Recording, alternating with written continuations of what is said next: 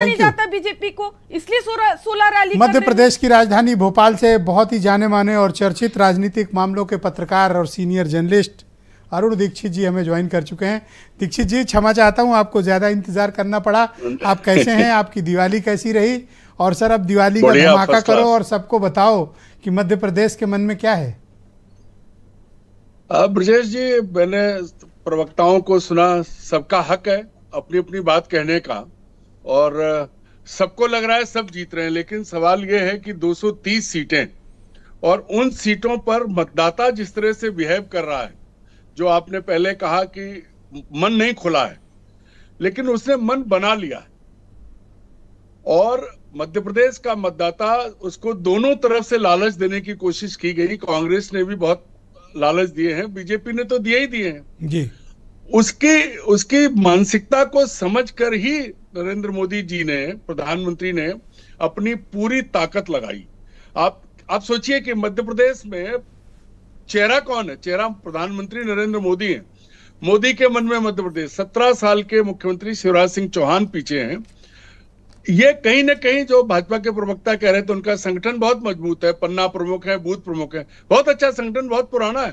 Madhya Pradesh BJP की nursery रहा है, लेकिन पहली बार ऐसा हुआ कि मध्य प्रदेश में शिवराज सिंह का चेहरा हटाकर नरेंद्र मोदी जी का चेहरा आगे हुआ और सामूहिक नेतृत्व की बात हुई। और बिल्कुल पिछले दिनों में आज तक लगातार रैलियां करके बीजेपी के बड़े नेताओं ने मध्य प्रदेश को जोत डाला है जी। दूसरी तरफ कांग्रेस ने भी ठीक इसी तरह का किया है। तो दोनों दलों ने बराबर लगाया है ताकत को, लेकिन चूंकि बीजेपी पावरफुल है, बीजेपी के पास साधन ज्यादा है और बीजेपी की जो ताकत है उसको आप और हम समझ रहे हैं, यहाँ बात करने की जरूरत नहीं है जी।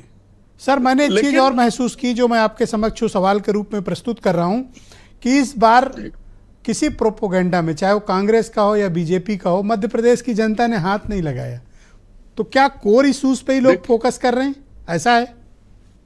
देखिए, सबको पता है, गांव में बैठा मतदाता, उसको अपने बेटे के लिए स्कूल चाहिए, स्वास्थ्य के लिए डॉक्टर चाहिए, रोजगार चाहिए। अब अगर दोनों तरफ से वो कह रहे हैं लाडली बहना को हम 1500 देंगे, 1200 देंगे, रेवड़ियां जो बांटी जा रही हैं, अब इतने साल बाद 20 साल के उसमें पौने 19 साल का शासन बीजेपी का अब तक हो चुका है, क्योंकि 1.25 साल ही सिर्फ कांग्रेस रही है। तो लगातार 20 साल में तो बच्चा पैदा होकर जवान हो जाता है, रोजगार के लिए आ जाता है। और इस साल 22 लाख नए वोटर जुड़े हैं मध्य प्रदेश से। जैसा कि उचित शर्मा जी रायपुर से जो हमारे साथ जुड़े हुए हैं, सीनियर जर्नलिस्ट, वो भी कह रहे थे कि मतदाता इस बार ये निर्णय करके बैठा है कि उसके इश्यूज क्या हैं, वो बाहर का एजेंडा बाई नहीं कर रहा है। मैंने भी महसूस किया ये बात। इस बार क्या हिंदू मुसलमान चल रहा है, नहीं चल रहा है? देखिए, इस बार कुछ नहीं चल रहा है। इस बार जो चल रहा है वो बेसिक जरूरत चल रही है। बेसिक मुद्दे हैं कि आदमी जो मतदाता है, अब कोशिश बहुत की है ब्रजेश जी, राम मंदिर की फोटो लगा के बीजेपी वोट मांग रही है, जो इथिकल नहीं है, लेकिन है, अब वो कर सकते हैं। मंदिर के जो मंदिर, अभी आप भी जानते हैं, आप लखनऊ में बैठे हैं, मंदिर किस स्थिति में है।